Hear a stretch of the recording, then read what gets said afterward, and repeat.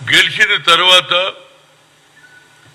Under 2020లో Mohammed Siraj మంచి బౌలర్గా మంచి పేరు తెచ్చుకున్న తర్వాత ఆయన హైదరాబాద్కు వచ్చిన తర్వాత ముఖ్యమంత్రి రేవంత్ రెడ్డి గారు వారికి షాల్ కప్పి ఉద్యోగం ఇస్తాము, దానితో పాటు ఇంటి స్థలం కూడా ఇస్తామని చెప్పడం ఇది శుభ సూచకం. అందుగురించే ఆ మొహమ్మద్ సిరాజ్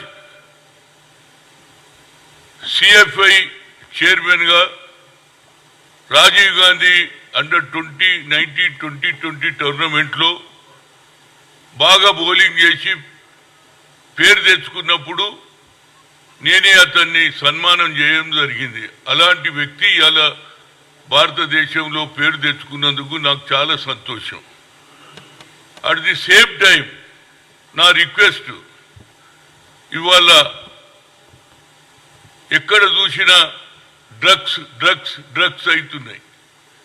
యావత్ భారతదేశంలో అన్నిటికంటే ఉత్సాహమైనటువంటి గేమ్ ఏదంటే అది క్రికెట్.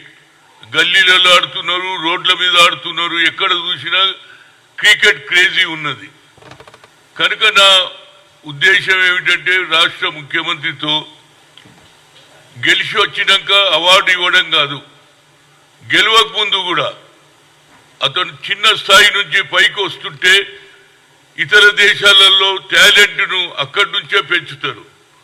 అందుగురించి నేను ముఖ్యమంత్రి గారిని కోరుతున్నాను. నేను కూడా రాజీవ్ గాంధీ సద్భావన, రాజీవ్ గాంధీ ఏషియన్ గేమ్స్ జరిపిన తర్వాత బీయింగ్ ఏ ఫార్మర్ స్పోర్ట్స్ మినిస్టర్గా సిఎఫ్ఐ 16 ఏళ్ల నుంచి నడిపిస్తున్నా. ప్రతి సంవత్సరం కూడా సద్భావనకు ఒక బాయ్ ఒక గర్ల్కు 1000 రూపాయలు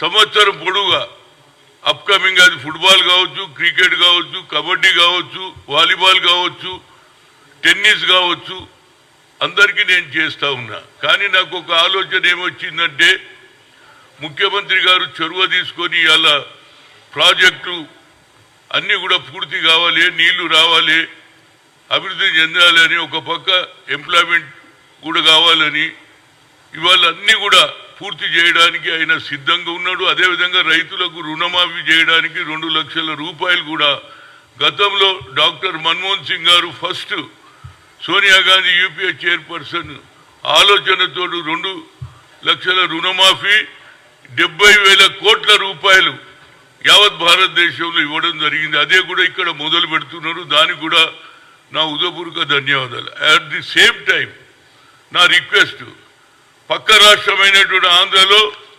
22 జిల్లాలలో 12 జిల్లాలలో క్రికెట్ స్టేడియంస్ ఉన్నాయి. కానీ మన దగ్గర ఒక్క దగ్గర కూడా లేదు. ఏ విధంగానైతే కేసీఆర్ గారు ఆయన ముఖ్యమంత్రి ఉన్నప్పుడు ఎస్పీ ఆఫీసులు, కలెక్టర్ ఆఫీసులు, ఎంఆర్ఓ ఆఫీసులు, ఆర్డీఓ ఆఫీసులు అన్నీ ఉన్నాయి. కానీ ఎక్కడ కూడా స్పోర్ట్స్ ఎంకరేజ్ చేయలే. కనుక నా ఉద్దేశం లేదు, ప్రతి జిల్లాలలో ఒక్కొక్క జిల్లాలలో 10 నుంచి 12 ఎకరాల భూమిని కేటాయించాలి. దాని తర్వాతనే పిల్లలకు ఆట ఒక మంచి ఎక్స్పీరియన్స్ ఉన్న మనిషిని కోచ్గా పెట్టి తయారు చేస్తే మొహమ్మద్ సిరాజ్ లాంటి వాళ్ళు ఇంకా 10 మంది తయారవుతారనేది నా ఉద్దేశం. ఎందుకంటే అక్కడ జిల్లాలలో 22 జిల్లాలు ఉంటే 12 జిల్లాలలో క్రికెట్ స్టేడియంస్ ఉన్నాయి. అది వైజాగ్ కావచ్చు, అనంతపూర్ కావచ్చు, కడప కావచ్చు, అన్ని దగ్గర ఉన్నాయి. కానీ మన దగ్గర ఒక్క క్రికెట్ స్టేడియం లేదు. గత ప్రభుత్వంలో ఎన్నోసార్లు చెప్పాను నేను కేసీఆర్కు, అరే నువ్వు దీన్ని కూడా భూమి కేటాయించాయా బాబు, రైతుల సమస్య గురించి చేస్తున్నావు, వేరేది చేస్తున్నావు, కానీ నీ డిపార్ట్మెంట్, పోలీస్ డిపార్ట్మెంట్కు అన్ని విధాల సౌకర్యాలు ఉన్నాయి, కానీ స్పోర్ట్స్కు ఎక్కడ కూడా ఒక ఎకరం కూడా భూమి ఇవ్వలే. కనుక మా ముఖ్యమంత్రి కోరేది ఏంటంటే 10 నుంచి 12 ఎకరాలు ప్రతి జిల్లాలో భూమి కేటాయించాలి. 2 ఏళ్ల లోపల స్టేడియాలు కడితే చాలా మంది పిల్లలకు అవకాశం వస్తుంది. డ్రగ్స్కు అందరూ అలవాటు అవుతున్నారు. ఇంతకుముందు గాంజా ఉంటుండే, ఇప్పుడు గోళీలు వెళ్ళినాయి. చిన్న చిన్న గోళీలు ఏదో మత్తులో ఉంటున్నారు. ఎక్కడ చూడు డ్రగ్స్. ఆ డ్రగ్స్ను నిర్వహించాలంటే పిల్లలకు మొదటి నుంచే 12-13 ఏళ్ల నుంచే వాళ్ళ ఆట మొదలు పెడితే 18 ఏళ్ళకి వచ్చే లోపల ఇండియాకు ఆడే అవకాశం ఉంటుంది. దీనికి రేపు జరగబోయే అసెంబ్లీలో బడ్జెట్లో ఎక్కువ శాతం ప్రతి ఒక్కరు కూడా స్పోర్ట్స్ కు గెలిచి వచ్చిన వాళ్ళకు అవార్డు ఇస్తారు. కానీ కొత్తగా తయారు చేయడంటే కింది నుంచి తయారు చేయలేదు. ప్రపంచంలో వివిధ దేశాలలో 12 ఏళ్ల నుంచే కోచింగ్ ఇస్తారు. వాళ్ళు ఇవాళ గోల్డ్ మెడల్స్ తెస్తున్నారు. అది రన్నింగ్ లో కావచ్చు, హై జంప్ లో కావచ్చు, ఇవన్నీ కూడా అవకాశాలు వస్తాయి. కాబట్టి బడ్జెట్ పెంచాలని, అదేవిధంగా ప్రతి జిల్లాలో క్రికెట్ స్టేడియాలు కడితే ఇవాళ క్రికెట్ క్రేజీ పెరిగింది. ఎవరు కూడా టీవీ ముందు క్రికెట్ అనగానే టీవీ ముందు కూర్చుంటున్నారు. కనుక ప్రతి ఒక్కరికి కూడా ఈ అవకాశం యంగర్ జనరేషన్కి ఇవ్వాలి. ఎందుకంటే నువ్వు కూడా యువకునివే, యూత్ ఉన్నావు కాబట్టి యూత్ను ఎంకరేజ్ చేయమని నేను కోరుతున్నా. ఎందుకంటే ఈ డ్రగ్స్ ప్రాబ్లం పోతుంది, పిల్లలు ఆట పోటీలకు అలవాటు అవుతారు అనేది నా ఉద్దేశం. ఏదైనా మొహమ్మద్ సిరాజ్ వాళ్ళ తండ్రి ఆటో రిక్షా నడిపించేవాడు.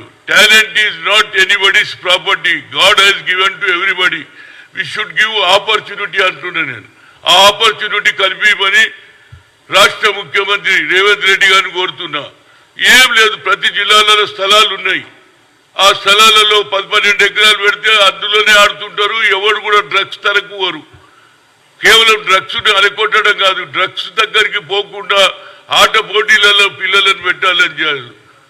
సానియా మిర్జా కూడా వచ్చింది కదా, వీళ్ళందరూ కూడా ఆడి పైకి వస్తున్నారు. గెలిచినాక మనం అందరికీ ఇండ్ల స్థలాలు ఇస్తాం, ప్రభుత్వంలో మంచి పదవి గవర్నమెంట్ లో కూడా పోయిస్తాం, అది డిఎస్పీ ఈ పెద్ద పోస్టులు కూడా ఇస్తున్నాం. కనుక దానికి మొదటి స్థాయి ఇక్కడి నుంచి మొదలు పెట్టుమని నేను కోరుతున్నా. Being a former sports minister గా రాజీవ్ గాంధీ గారు కూడా ఏషియన్ గేమ్స్ తరపించిన తర్వాతనే మన భారతదేశంలో 140 కోట్ల మంది ఉన్నారు. కానీ ఒక మిడిల్ రావాలంటే ఎంతో కష్టపడవలసి వస్తుంది.